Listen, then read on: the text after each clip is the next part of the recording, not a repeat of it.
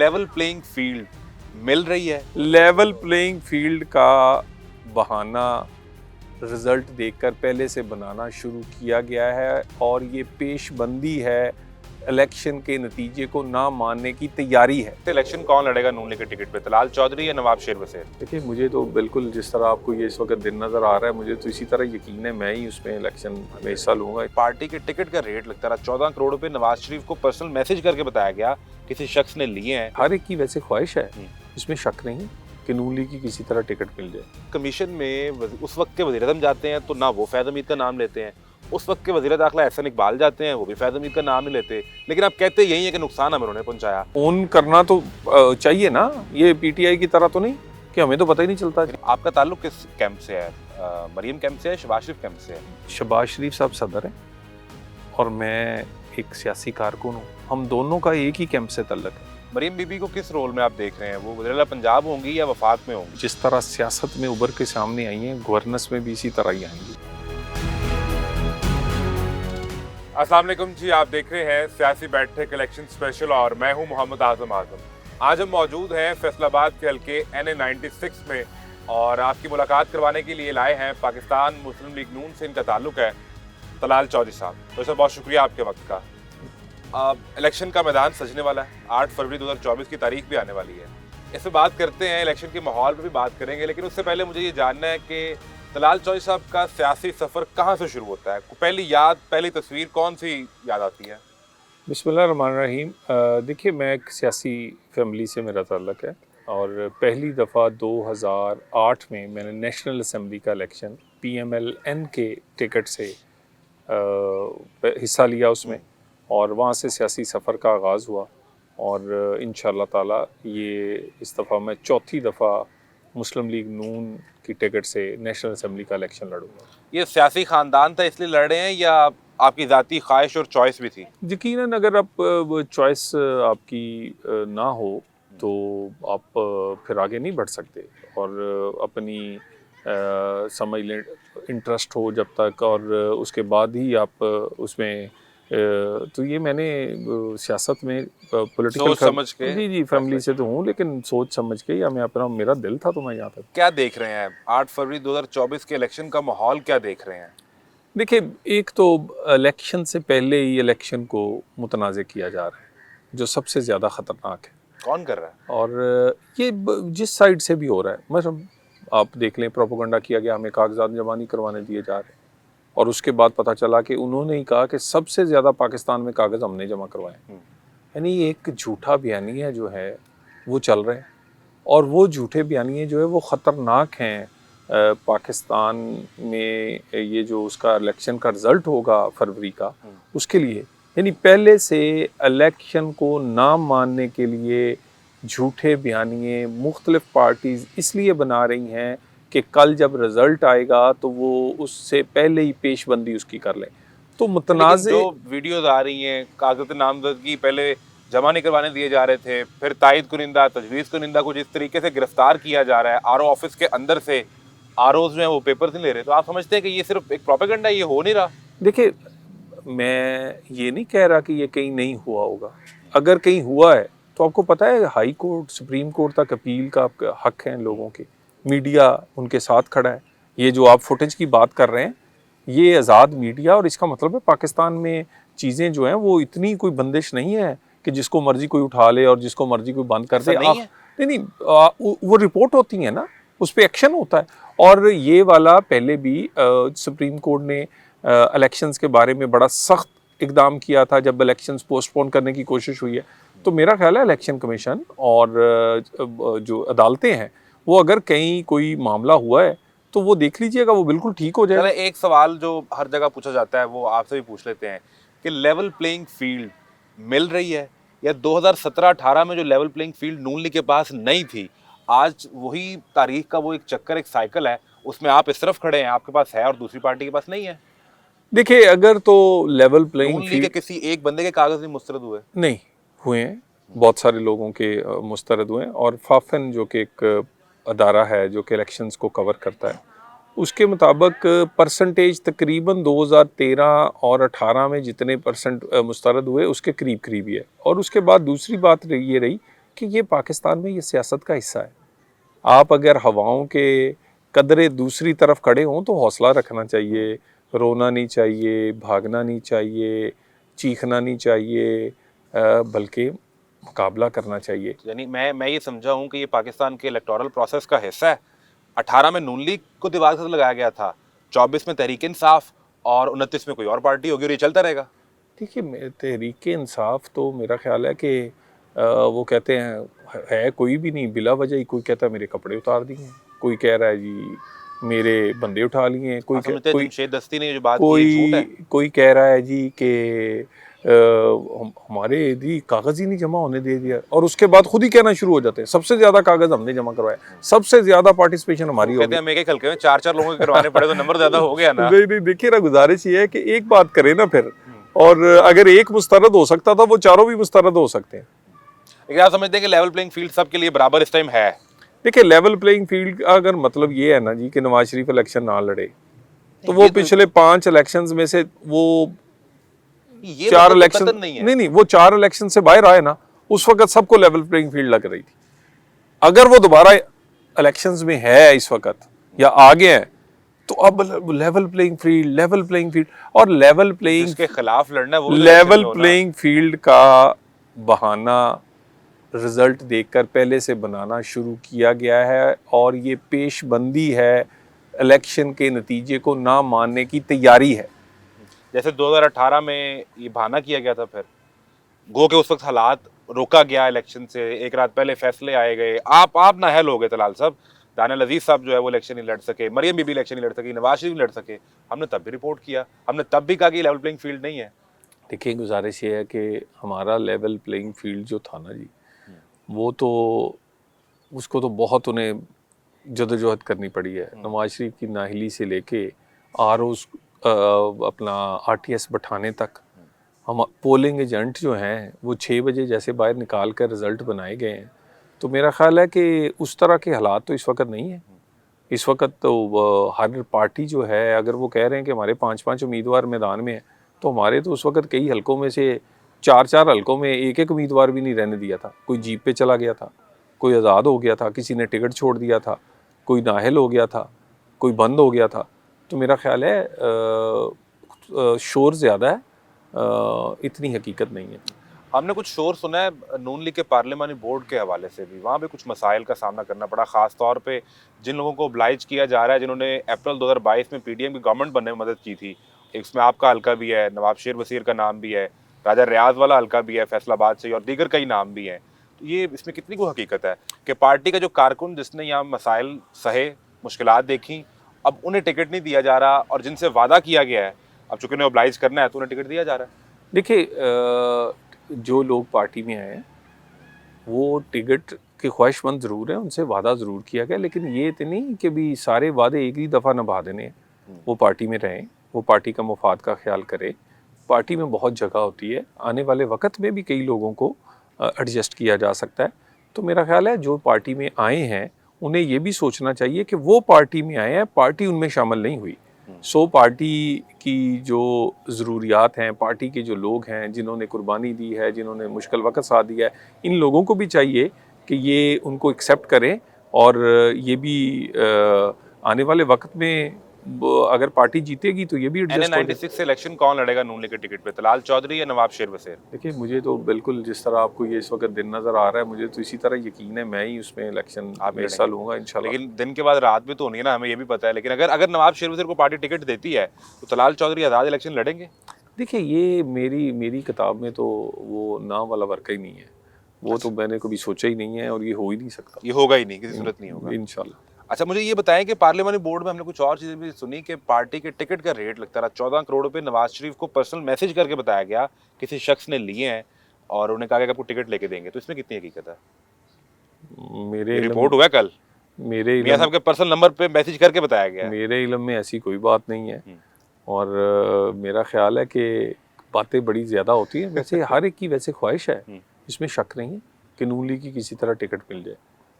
और इन हालात में भी कि जब पीडीएम की गवर्नमेंट से आप निकल रहे हैं 16 माह, और उसके बारे में मोहम्मद जुबैर ये कहते हैं कि 16% की महंगाई थी तहरीक इंसाफ की, और हम उसे ले गए 30-35% पे। तो जब आप हल्के में जाएंगे तो आवाम को क्या बताएंगे? देखिए यकीनन इसकी बहुत बड़ी जस्टिफिकेशन है, और ये हमारी की गई महंगाई नहीं है, और महंगाई जो है वो 1 मिनट में नहीं होती, उसकी कोई ना कोई पीछे 1 2 3 साल की कोई ऐसी चीज़ें होती हैं जिसकी बना पर ये सब कुछ होता है। और जब ये मिली थी हुकूमत, उस वक्त जो हालात थे वो आपके सामने थे। बाकी अगर कोई इसको ठीक कर सकता है तो वो टीम सिर्फ नून लीग के पास है, इसमें तो कोई शक नहीं है तो किसी वो टीम तो नून लीग ने बनाई, फिर 3 महीने बाद मिफ्ता साहब को आपने हटा दिया वजारत खजाना से, फिर इसहाक डार आ गए और फिर भी डॉलर कंट्रोल नहीं हो सका, पाकिस्तान में हाईएस्ट रिकॉर्ड पे गया। तो पीडीएम की गवर्नमेंट ने, आपको लगता नहीं आपको नुकसान पहुंचाया? जबकि ये भी रिपोर्ट हुआ कि मई 2022 में आप इलेक्शन करवाने जा रहे थे, फिर नहीं करवाए। देखिए, नुकसान हमें सियासी हुआ होगा, लेकिन पाकिस्तान के लिए या कौमी मुफाद के लिए इस तरह के नुकसान कोई नुकसान नहीं होते।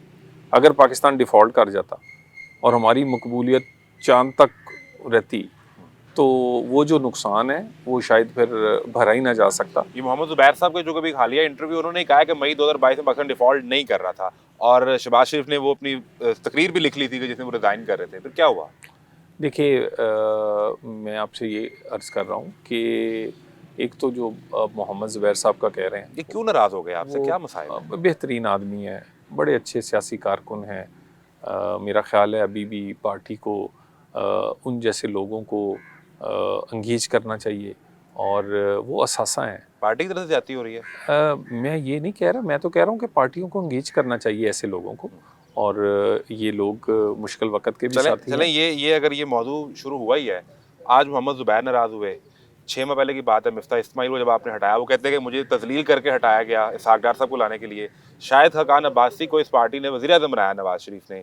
अब ना तो वो इलेक्शन लड़ रहे हैं नून लीग के टिकट पे, और दूसरा वो कहते हैं कि नवाज शरीफ का इस्तकबाल हो, या जिस तरीके से वो इलेक्शन लड़ रहे हैं, मुझे ये दोनों ही पसंद नहीं है, और मुझे लगता है कि इसमें वो मैनेज कॉम्प्रोमाइज होकर आ रहे हैं। देखिए, एक तो बड़ी पार्टीज़ में ये कंपटीशन रहता है, शायद और नवाज शरीफ का नवाज शरीफ से competition है। जिस पार्टी में को मकबूलियत पजीराई कबूलियत ज़्यादा हो, वहाँ पर फिर इस तरह के बहुत सारे इश्यूज़ बनते हैं। आप ये देखें कि सिर्फ आपने एक ही जिक्र किया है मुस्लिम लीग नून की पार्लिमानी पार्टी की कहानियों का, किसी और की पार्लिमानी पार्टी या पार्लिमानी आपने पार्टी नहीं रहने दी, नहीं, 40 साहब इजलास कहाँ चले होने हैं? एक मिनट के लिए पीटीआई को साइड पे कर देते हैं। आप पीपल्स पार्टी है, बाकी पार्टीज हैं, कहाँ कहीं आपने देखा हो कि कोई रश लग गया है, कहीं आपने देखा हो कि मुझे यकीन दहानी आपको करा दी गई है कि आप वज़ीर-ए-आज़म बन रहे हैं। कोई देखें, यकीन दहानी से कोई नहीं बन सकता। यकीन ये आखिर वोट से ही बनना है, और यकीन दहानियों से बनाए गए वज़ीर आज़म काम नहीं अपना उस परफॉर्म नहीं कर सके, या लोगों ने एक्सेप्ट नहीं किया उन्हें। लोग 10-10 साल भी पाकिस्तान पे हुकूमत करते रहे, लेकिन दिल से लोगों ने तस्लीम नहीं किया। नवाज शरीफ हमेशा क्या कहते हैं, अब वोट से, लोगों की राय से आना चाहता है, नहीं तो वो कभी प्रेफर तो नहीं वोट करेगा। वोट लेने के लिए तो चौधरी साहब आवाम से कनेक्ट करना पड़ेगा ना। एक बड़ा फुकदान है कि 21 अक्टूबर के बाद से मीटिंग्स हो रही हैं और कुछ नहीं हो रहा, आवाम में नहीं निकल पा रहे। उसकी 2 वजूहात हैं, या तो आपको ये डर है कि पीडीएम की गवर्नमेंट का सवाल पूछेगा वोटर तो जवाब नहीं बन पाएगा, या फिर जो पहले मैंने बात की कि कहीं से पैगाम दे दिया गया कि उन तुसी हो, शेरवानी सिलवाओ तो आ जाओ। देखिए, मैं आपसे एक अर्ज़ करूं, कोई भी उम्मीदवार ऐसा नहीं होगा जो अपने हलके में एक्टिविटी नहीं कर रहा। अगर एक्टिविटी सिर्फ नवाज शरीफ के जलसा करने का नाम है, तो वो आप कह सकते हैं कि 21 के बाद उन्होंने खुद कोई नहीं किया, लेकिन 21 के बाद उन्होंने 2300 उम्मीदवारों का, पोटेंशियल उम्मीदवारों का इंटरव्यू किया है, उनसे बातचीत की है, उनसे इलाकाई हालात पूछे हैं, इलाकाई सूरत हाल पूछी है। और यकीनन जो लीडर होता है, जब तक उसको इलाकाई सूरत हाल हालात ना पता हों, वो मेरा नहीं ख्याल कि वो अच्छा डिलीवर कर सकता है। तो ये बहुत बड़ा एक हिस्सा है इलेक्शंस का, जो सिर्फ नून लीग कर रही है। अब आपको जलसे भी नज़र आ जाएंगे, आप देखेंगे प्लान शेड्यूल हो गया, वो हर दिन। मेरा ख्याल है कि शायद आपके कैमरे कम हों, जलसे हमारे ज़्यादा इतना जलसे हो जाएंगे। अब तो आप हमें कैमरे की जरूरत नहीं पड़ती, क्लीन फीड देते हैं, आपने तरीके से सीख लिया वो है। इसलिए कि आपका खर्चा ना ज़्यादा हो ना भी, आप देखें ना आप चौधरी साहब, ये कोई हम आइंदा दिनों में आप ही प्रेस कॉन्फ्रेंस तो नहीं देखेंगे मोहम्मद जुबैर जैसी, जिस तरह उनको इंटरव्यू दे दिया, कोई आप तो इंटरव्यू नहीं दे रहे होंगे ऐसा, जिस तरह शाहिद खान अब्बासी मुख्तलिफ इंटरव्यूज़ में नाराज़गी का इजहार करते हैं? देखिए, गुजारिश ये है कि मैं हमेशा से, और मैं दोबारा कह रहा हूँ मैंने पिछले भी चंद दिनों में कहा है कि ये जो मुस्लिम लीग नून है ना जी, इसमें जो नून है ना, ये कारकुनों का है, ये वफादारों का है, ये साथियों का है। टिकट उनका नहीं है। नहीं, ये टिकट और ओहदे अगर उनके ना होते तो यहाँ तक नून लीग पहुँचती ना। ये नवाज शरीफ की नून लीग की रवायत है, और आप फिक्र ना करें, इंशाअल्लाह ताला जो वफादार हैं वो पार्टी की ड्राइविंग सीट पे रहेंगे। नवाज शरीफ 2016-17 में जब गए तो शाहिद खान अब्बासी को वज़ीर आज़म बनाया। आप उस कैबिनेट में वज़ीर थे, वज़ीर मुमलिकत बराए दाखिला थे। अब उन्हीं दिनों का ना एक केस चल रहा है फैज़ाबाद धरने वाला, जिससे सबसे ज़्यादा नून लीग ये कहती है कि हमें डेंट वहाँ से पहुँचाया गया। लेकिन जब उसकी कमीशन में उस वक्त के वज़ीर आज़म जाते हैं तो ना वो फैज़ हमीद का नाम लेते हैं, उस वक्त के वज़ीर दाखिला एहसन इकबाल जाते हैं, वो भी फैज़ हमीद का नाम नहीं लेते। लेकिन आप कहते यही है कि नुकसान हमें उन्होंने पहुँचाया। तो कहीं अगर कमीशन वज़ीर मुमलिकत बराए दाखिला साबका तलाल चौधरी साहब को बुलाएगी तो वो ये जाके बताएंगे कि पैगामात कहाँ से आ रहे थे और क्या पैगामात आ रहे थे? देखिए, बहुत सारी चीज़ें डॉक्यूमेंटेड है। वो जो मुआहदा है उस पर जो दस्तखत हैं, कोई कहे ना कहे वो तो बोल रहे हैं ना जी। बहुत सारी और एविडेंस भी है, और ये ज़्यादा कमीशन को अब रिकॉर्ड पे तो लेके आएंगे ना ये चीज़। मैं कह रहा हूँ ज़्यादा दूर की बात नहीं है। बल्कि जो रिजवी साहब जो वफात पा गए हैं, उनके इंटरव्यूज़ भी हैं, तो वो भी कहते थे कि नहीं तो मैं बता दूंगा सब कुछ। ठीक है ना। तो अब जब पूछ रहे हैं बुला के तो आप क्यों नहीं बताते? मेरा ख्याल है शहबाज शरीफ साहब को भी तलब कर लिया कमीशन। मेरा ख्याल है ये आप जब तक उसकी रिपोर्ट ना आ जाए तो ये कहना कबल वक्त है। और देखिए, नाम लेना हकीकत बयान करनी चाहिए ना, जो हो। हकीकत में तो शाहिद खान अब्बासी ने वहाँ कहा कि मैं वज़ीर आज़म था तो मैं तमाम अहकामात को ओन करता हूँ। नहीं, ओन तो देखिए, यकीनन ओन करना तो चाहिए ना। ये पीटीआई की तरह तो नहीं कि हमें तो पता ही नहीं चलता। फिर ये गिला भी छोड़ दें कि हमें कहीं से मैनेज किया जा रहा था, प्रेशर था। देखिए, ये गिला जायज़ है कि अदारे जो थे, जो जिन्हें अपना काम करना चाहिए था, वो हुकूमत के साथ खड़े होने की बजाय उनमें से चंद अफराद, अदारों में से, अदारे नहीं, उनके चंद अफराद वो कहीं और खड़े थे, वो मुजाहिरीन के साथ खड़े थे या बदअमनी करने वालों के साथ खड़े थे। मेरा ख्याल है कि सुप्रीम कोर्ट इसको देख रही है, और इस पर जो हकीकत होगी उससे तो आप पीछे हट ही नहीं सकते। अगर कोई हटेगा तो वो मेरा ख्याल अपने आप को ख़राब करे। यानी ये कहीं तय तो नहीं हुआ कि ना आपने एहतसाब की बात करनी है और ना आपने कोई नाम लेना है, बस चुपचाप कैंपेन करें और गवर्नमेंट में आ जाएं? एक अगर कोई ये समझता है कि पीटीआई की तरह हम भी शोर डाल दें एहतसाब और उसके बाद आके करें कुछ भी ना, तो लोग समझेंगे कि शायद ये डिलीवर नहीं कर सकते, ये अल्टरनेटिव नैरेटिव दे रहे हैं, यानी मुतबादल बयानियाँ दे रहे हैं, रोटी की बात नहीं कर रहे, इकोनॉमी की बात नहीं कर रहे। तो रोटी की जो बात है वो है मरकजी नुक्ता। एहतसाब के बगैर तो ना आपकी हुकूमत चल सकती है, ना रियासत चल सकती है। जो एहतसाब होगा, एहतसाब तो साथ साथ चलना चाहिए। ये जो फैज़ाबाद वाला है, सुप्रीम कोर्ट एहतसाब कर रही है ना, यानी वो उनके कंधे पे बंदूक रखेंगे? नहीं, उनके कंधे पे नहीं, अदारों गवर्नमेंट नहीं करेगी। नहीं, अदारों नहीं करना होता है ना जी, अदारों ने करना होता है। लेकिन वो लीडरशिप तो सियासी गवर्नमेंट नहीं, लीडरशिप बिल्कुल ये समझती है कि एहतसाब और माजी से सीखे बगैर आप आगे नहीं बढ़ सकते। 2017 का तजर्बा ना होता तो पाकिस्तान आज यहाँ खड़ा ना होता। इससे सीखना पड़ेगा। बयानिया है क्या नून लीग के पास? 18 में तो बताया गया वोट को इज्जत दो। अब लगता है कि सिर्फ एक ही बयानिया कि नवाज शरीफ चौथी मरतबा वज़ीर आज़म, लेकिन वज़ीर आज़म बन के करेंगे क्या? मुआशी मसाइल बहुत बड़े हैं, वो बयानिया क्या है इस दफ़ा? देखिए, मीनार पाकिस्तान पे उन्होंने बड़ा खुल के अपने बयानिया का इजहार किया है कि मरकज़ी नुक्ता आम आदमी की ज़िंदगी है, उसकी दरपेश मुश्किलात हैं जो महंगाई की वजह से हैं, बेरोज़गारी की वजह से हैं, नाउमीदी की वजह से हैं। उनका हल सबसे ज़्यादा ज़रूरी, गरीब का चूल्हा और पाकिस्तान की इकॉनमी, ये चलेगी तो पाकिस्तान चलेगा। मरकज़ी नुक्ता ये है, बाकी रिफॉर्म्स भी होंगी, एहतसाब भी होगा, और साइड लाइन पे गवर्नेंस को और बेहतर करने के लिए भी इक़दामात होंगे। वो बड़ा लंबा चौड़ा हमने 17 पॉइंट्स पर, ये तो शॉर्ट 17 पॉइंट्स का बना लिया आपने? जी, उसमें 17-18 बड़े पॉइंट्स हैं, जिसकी बात सारी निटी ग्रिटीज सारी उसमें कब तक आ रहे हो? क्योंकि लग रहा है कि नून लीग बहुत लेट कर रही है अपना मंशूर। लेट नहीं, सर पे खड़ा हुआ है। लेट देखिए, लेट अगर तो कॉपी पेस्ट करना हो आसान है।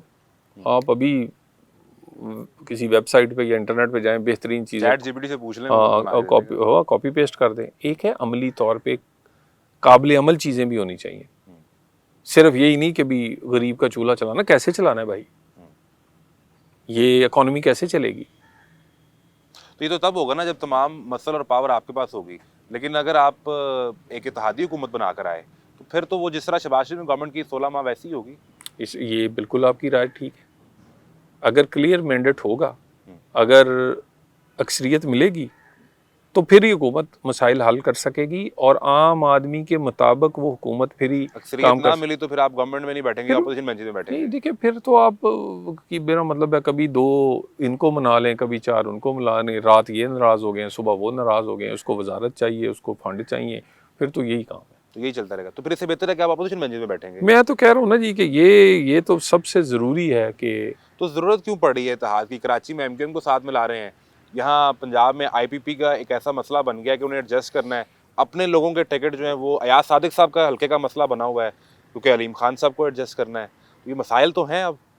देखिए, एक तो हर एक की ख्वाहिश है कि नून लीग के साथ मिलकर इलेक्शन लड़े। अब लोग ये भी कहते हैं नून लीग जी ये इनकी पोजीशन ही नहीं अच्छी, लेकिन पाकिस्तान की किसी जमात से पूछ लें वो कहते हैं एडजस्टमेंट हो जाए, इत्तेहाद हो जाए, कोई टिकट मिल जाए। बात रही कि हर एक की ख्वाहिश ज़रूर है, लेकिन हमारी भी कुछ लिमिटेशंस हैं पार्टी की।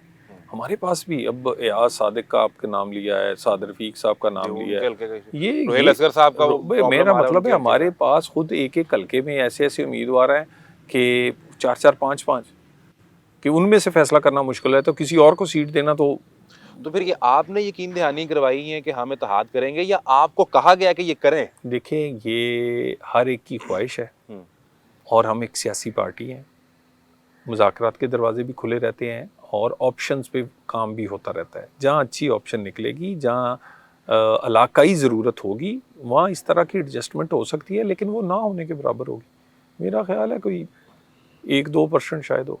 कहाँ, वफाक में या पंजाब में? वो किसी भी जगह, ओवरऑल पंजाब की मैं बात कर रहा हूँ। बाकी तो देखिए बहुत सारी हकीकत ये है कि जैसे हम छोटी 28 सीटें मांगी हैं आईपीपी ने आपसे, वहाँ एडजस्ट करें। वो मांगने से तो नहीं ना, मैं तो होने की बात कर रहा हूँ। अब दूसरी साइड पे देखिए ना जी, जो छोटी पार्टी हैं उनको हम साथ लेके चलना चाहते हैं। और पिछली दफ़ा भी 13 में हमारे पास एब्सोल्यूट मेजॉरिटी थी, लेकिन जो कौम परस्त जमातें थी बलूचिस्तान में उनको हुकूमत दी। इसी तरह हमने कराची के अमन के लिए एमक्यूएम हमारे साथ इत्तेहादी नहीं थी। बलूचिस्तान की गवर्नमेंट में जिसमें सबसे ज़्यादा किरदार बाप पार्टी ने अदा किया, जो पार्टी बनी जहाँ से काम शुरू हुआ, आपने बाहें खोल के सबको अपनी झोली में डाल लिया। देखिए कई फर्क क्या हुआ? कई जगह इलाकाई तौर पे आपके पास ऑप्शंस नहीं होती। बस बलूचिस्तान में थी, आपके साबिक वज़ीर थे, नाराज हुए आपसे, पीपल्स पार्टी में चले गए। नहीं, देखिए कई जगह देखिए ना ऐसी ऑप्शंस नहीं होती इलाकाई तौर पे, आपके पास वहाँ पर लोगों नागुज़ीर होते हैं, लेना पड़ जाता है। फिलहाल चौधरी साहब, आपने एक जगह कहा कि इलेक्शन को खतरा पीटीआई की दरखास्तों से है, एक प्रेस कॉन्फ्रेंस में आपने कहा, यानी अब वो आप चाहते हैं कि वो अदालत भी ना जाएं जब उनके साथ ज्यादती हो रही हो या रोका जा रहा हो किसी जगह पे?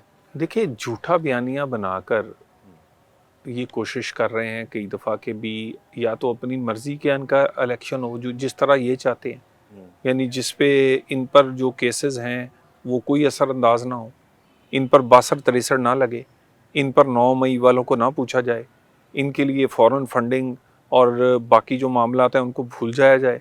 तो और ये झूठा बयानियाँ, और ये दरख्वास्त पहले भी इनकी थी जो कि लाहौर हाई कोर्ट में थी, उसके बाद दोबारा इन्होंने इलेक्शन जो पेशावर हाई कोर्ट से एक आरओ सस्पेंड हुआ वो भी इनकी दरख्वास्त थी, और अभी भी इनकी दरख्वास्तें दोबारा तौहीने अदालत की चल रही हैं कि जी इलेक्शन नहीं ठीक हो रहा। तो ऐसी किसी दरख्वास्त पर अगर कोई ऐसा एडवर्स किस्म का ऑर्डर आ गया तो फिर नहीं इन्होंने कहना है देखो जी इलेक्शन कहाँ गया। तो ये इलेक्शन को ख़तरा इन्हीं की दरख्वास्तों से है।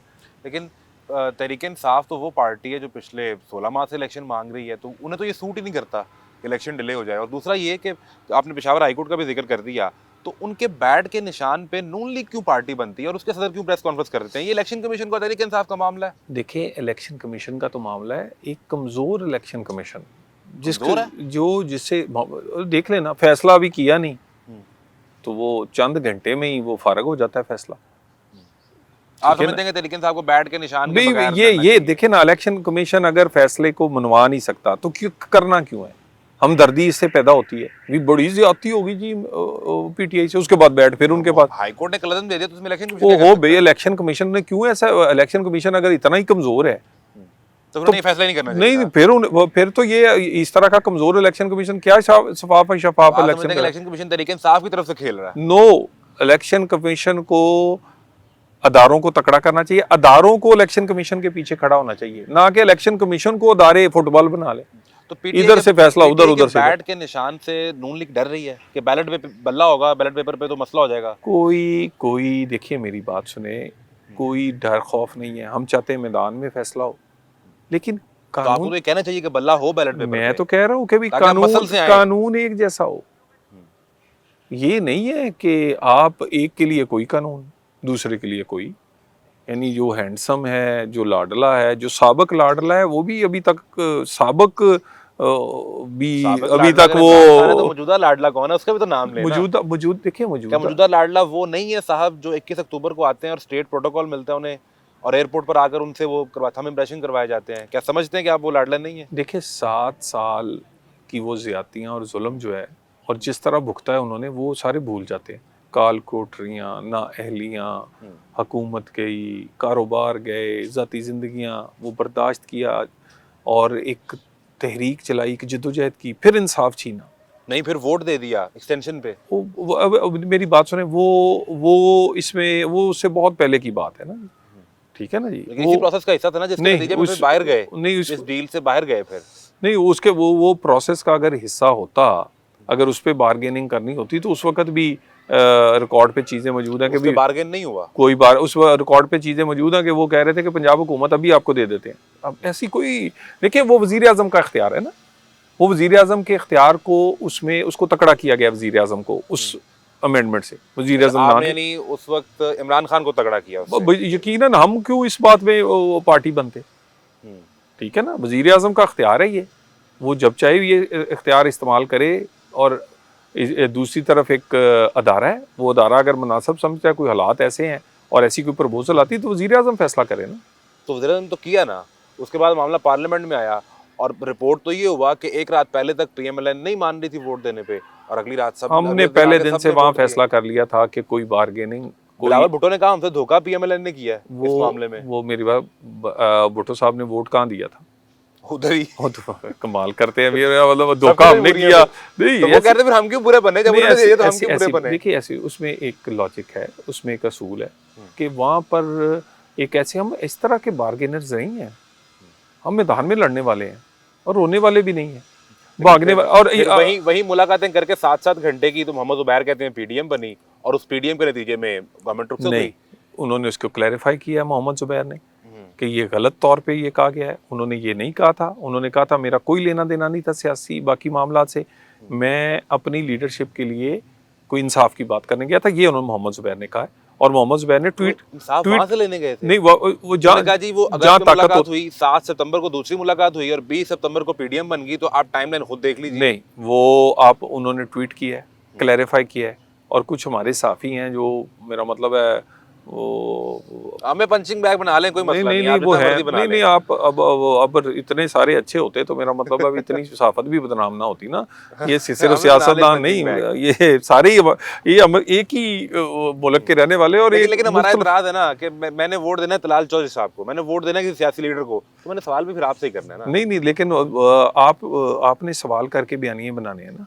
आप ऐसे बेहतरीन तरीके से कई दफा ऐसा कैमरा ऐसे तरीके से घुमाते हैं कि 200-400 बंदा भी कई लाख लगता है और कई दफा कई लाख भी चंद 100 हो जाता है। आपने चलिए जब बात करी थी तो आप क्या समझते हैं कि ज्यादा कदगन PTI के दौर में थी या PDM के दौर में थी, सहाफियों के ऊपर और मीडिया के ऊपर? क्योंकि आपका तो बहुत ज्यादा इंटरेक्शन है मीडिया के साथ, क्या समझते हैं? मेरे देखें, ये जो है ना जी मोबाइल जी, इसके बाद आप किसी पे कदगन लगा ही नहीं सकते। ये तो लोगों के हाथ में, लोग बात में करते हैं, रिकॉर्ड पहले करते हैं। और कैमरे की आंख जब देख रही है और फिर सोशल मीडिया का प्लेटफॉर्म मौजूद हो, तो मेरा नहीं ख्याल को मीडिया पे पाबंदियां लगाने वाला तो फिर उसे कोई अकल समझ ही नहीं है, वो रुक ही नहीं सकती ये चीज़ें। आप अच्छा, आप ये बताएं कि नवाज शरीफ साहब जब ये बाहर गए, जिसका भी हम जिक्र कर रहे थे, तो 4 साल वोटर से नवाज शरीफ तो चले गए, तो यहाँ की मुकामी क़यादत थी वो भी कनेक्ट नहीं कर पाई, तो वोटर नाराज़ हुआ, इसका सियासी तौर पर नुकसान हुआ आपको? देखिए, अगर नाराज़ होता तो हमारी पार्लिमानी पार्टी जो है वो टूट जाती। अगर नाराज़ होता तो 11 में से 10 बाई इलेक्शन ना नून लीग जीतती। अगर नाराज़ होता, 17 जुलाई को हारती भी ना अगर नाराज़ होता तो ये जो इंसाफ है ये मिलता ही ना। ये इंसाफ भी अवाम के जोर पे मिला है हमें, अवाम के जोर पे। बिल्कुल। यानी इसका कोई नुकसान नहीं हुआ। आप समझते हैं कि नवाज शरीफ को 4 साल जो गुजारे हैं, देखिए मेरी इसका फायदा हुआ आपको? गुजारिश ये है कि जब कोई ज़िंदगी से खेलने लग जाए, जब आपकी बीमारी को कोई सियासी बारगेन के तौर पे इस्तेमाल करना चाहे कि आपको दवाई तब मिलेगी जब उसकी कोई मर्ज़ी होगी, जब आपकी बीमारी का कोई मजाक उड़ाए, तो फिर मेरा ख्याल है ये मजबूरी थी उनका जाना। बजाना मजबूरी थी। अच्छा, ये मुझे बताएं कि आपका ताल्लुक किस कैंप से है? मरियम कैंप से है, शहबाज शरीफ कैंप से है? ये जो है ना जी, ये शेख रशीद से लेके और कई तजिया नगार कैंप बनाते रहते हैं। कैंप एक ही है जिसका नाम, इस पार्टी का नाम ही मुस्लिम लीग नून है, ठीक है ना जी। और शहबाज शरीफ साहब सदर हैं और मैं एक सियासी कारकुन हूँ। हम दोनों का एक ही कैंप से तल्लक है जो नून लीग का कैंप है। कोई कैंप नहीं है? वो ये देखिए, एक जमहूरी पार्टी है ना जी, जी।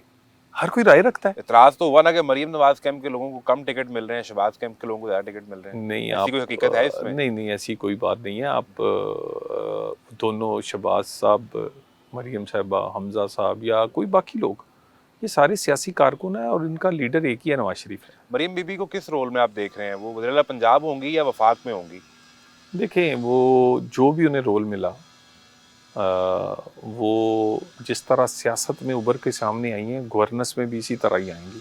बेहतर वज़ीर-ए-आला कौन होगा? शहबाज शरीफ, हमजा शहबाज या मरियम बीबी? और मरियम बीबी का पहले किसी हुकूमती ओहदे का कोई रिकॉर्ड नहीं है, वो तजर्बा नहीं है। मजे की बात ये है कि ये भी नून लीग के पास ही आप एक ओहदा ले लें, वज़ीर आला पंजाब ले लें, घर में ही है ना सारे। आप नहीं, आप मैं तो ख्वाहिश करता हूँ कहीं तलाल चौधरी का नाम आता, कहीं आबिद शेर अली का नाम आता, या सादे का नाम आता। अभी आपने कहा है कि आप वज़ीर दाखिला रहे हैं, वो भी नवाज शरीफ ने बनाया था, ठीक है ना जी। और इसी तरह ही आप किसी एक सीट का नाम ले लें, किसी ओहदे का नाम ले लें, एक से ज़ायद लोग जो कि काबिल लोग हैं अगर किसी के पास हैं तो वो नून लीग है। और की पोजीशन घर पे ही है, वो फैमिली के अंदर ही है। घर में नहीं, ये मामला ये है कि जितने लोग सियासत करते हैं, जितने लोग मेहनत करते हैं।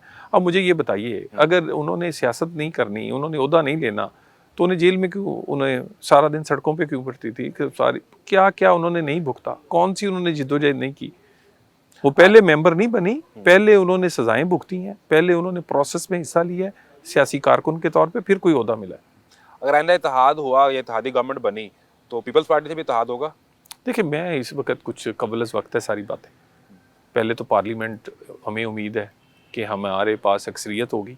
अक्सरियत जब होगी तो हम छोटी पार्टियों को साथ लेके, जो कि छोटे सूबों की छोटी पार्टियों को साथ लेके वफाक में साथ चलेंगे। जिनके साथ आपने पीडीएम बनाई थी, वो मौलाना फजलुर रहमान ने कह दिया कि इलेक्शन फिलहाल डिले करें, तो 8 फरवरी को इलेक्शन होता नजर आ रहा है। देखिए, इलेक्शन होना चाहिए, लेकिन मौलाना फजलुर रहमान साहब की बातों को इलेक्शन कमीशन को उन्हें सेटिस्फाई करना चाहिए।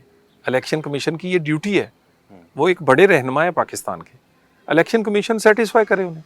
और अगर वो इसी बात पे हो गए इलेक्शन फिलहाल डिले करें, अभी हालात वहाँ साजगार नहीं है, भाई इलेक्शन कमीशन तो इलेक्शन कमीशन उन्हें एंगेज तो करे। जहाँ बल्ले के निशान पे प्रेस कॉन्फ्रेंस कर दी, अगर ऐसा कोई मुतालबा आता है, जो उन्होंने कर भी दिया हुआ एक्चुअली कि कुछ दिन डिले कर दें, तो पीएमएलएन की पोजीशन? देखिए, हम तो चाहते हैं साफ और शफाफ इलेक्शन, और उसको यकीनी बनाना है इलेक्शन कमीशन ने। और इलेक्शन कमीशन कोई भी आवाज़ उठती है, वो बड़ी आवाज़ है मौलाना फजलुर रहमान, उसकी बात तो सुने ना, उन्हें एंगेज तो करें।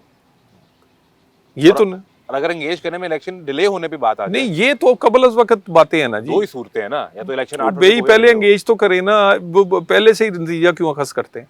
चले जनाब, बहुत शुक्रिया।